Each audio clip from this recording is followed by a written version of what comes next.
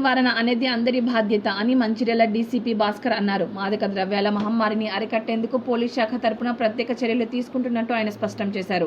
బుధవారం జిల్లా కేంద్రంలో పిల్లల భద్రత, డ్రగ్స్ అడ్డుకట్ట అనే అంశంపై ప్రత్యేక అవగాహన కార్యక్రమం నిర్వహించారు. ఈ కార్యక్రమానికి ముఖ్య అతిథిగా హాజరైన డీసీపీ భాస్కర్ మాట్లాడారు. వాటిని నివారించాలనంటే ఖచ్చితంగా ఒక ప్రత్యేకమైన ప్రణాళిక, ఒక ఉద్యమ స్థాయిలో దీని పట్ల మనము దండయాత్ర చేస్తే తప్ప ఇది పోదు.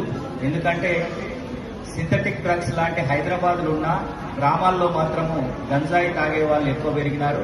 దానివల్ల జీవితాలు, కుటుంబాలు నాశనం అవుతున్నాయి. కాబట్టి తెలంగాణ రాష్ట్రంలో పోలీస్ వ్యవస్థలో ఈగిల్ అనే ఒక ప్రత్యేకమైన ఫోర్స్ ఏర్పాటు చేయడం జరిగింది.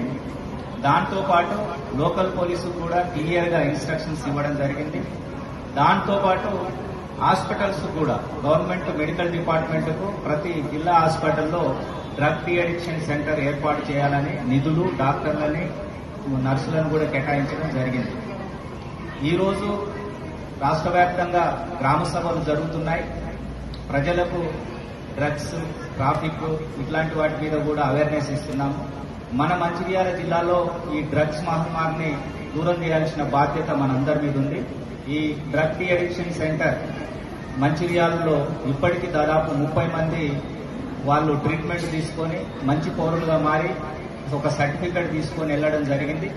అందుకనే ఇప్పుడు డాక్టర్ గారు క్లియర్గా చెప్పారు, డ్రగ్ తాగే వాళ్ళని క్రిమినల్స్ గా చూడము, వాళ్ళని బాధితులుగా చూస్తాము, వాళ్లకు అమ్మిన వాళ్ళని